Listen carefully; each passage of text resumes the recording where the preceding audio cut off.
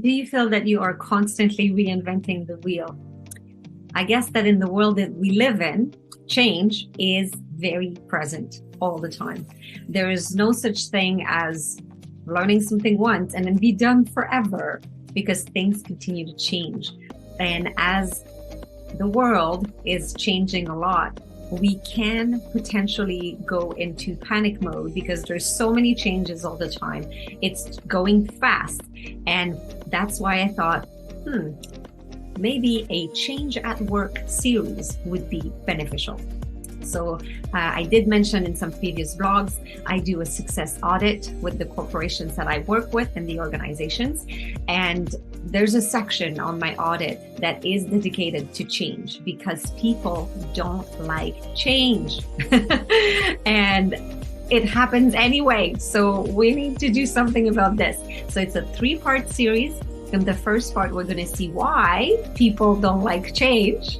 In the second part, we're going to see how to decrease resistance to change. So how can we increase the resilience really and decrease that resistance to change? And in the last part, I will give you a formula to thrive through change. So let's start right away with our first part. So why do people don't like change?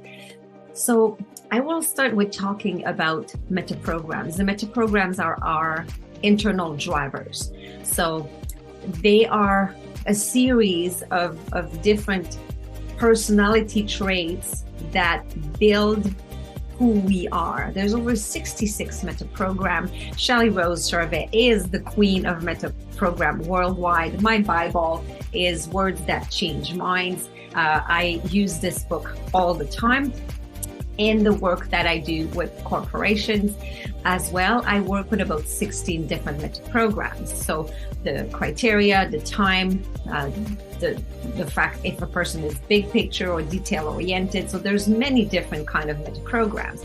One of them is the decision factor. And the decision factor specifically is the one that is connected to change. There are 4 different types, if you'd like, and 80% of people prefer things to stay the same.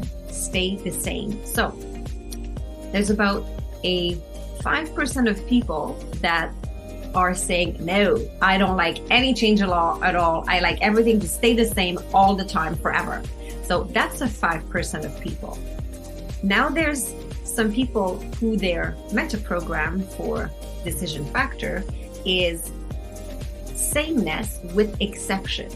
So this is 65% of people that have this metaprogram. So if you add up 5% plus 65, these people, they like things to stay the same with a few exceptions, okay?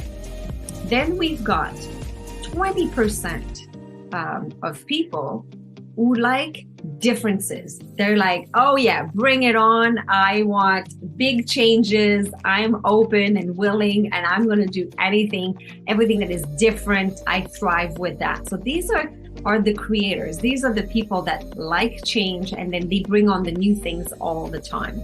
And then there's the other 4th type, which is sameness with exception and differences. So this is about a 10%. So these people like sameness with some differences and some exception. These people like sameness, the same thing, with a few exceptions. And these people are like same, and that's 5%. So these 3 together combined is 80% of people that don't like change. So why don't people like change? Because we are built for this. So let's look at what happens in the brain when a change happens. So change represents uncertainty, right? And uncertainty is threatening and is painful for the brain. So the brain's job is to keep us safe and keep us alive. And our brain really likes to classify things. So we have the dendrites at the end of our neurons here, and then they connect to create patterns, and our brain has over 7,000 billion neurological connections. So the brain likes orders, and if this happens, I know what to do. I go to this pathway, this pathway, this pathway, and the brain likes to do that.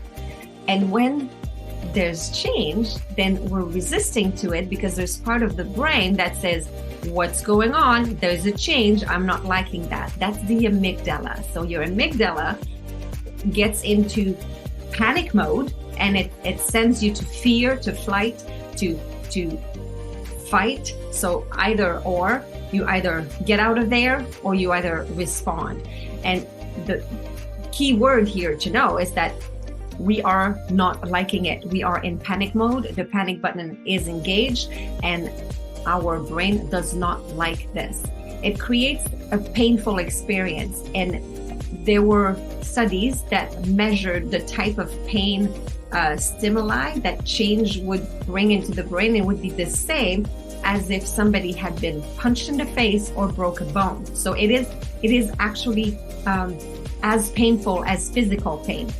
And now in today's life, there's no more life-threatening situations mainly. So change for our ancestors meant that maybe they would not have food on the table to feed the family because they lived in the wild, and then they had to face the elements, and right, like our ancestors. Nowadays, small little changes are still perceived by the brain as if they were life-threatening situations.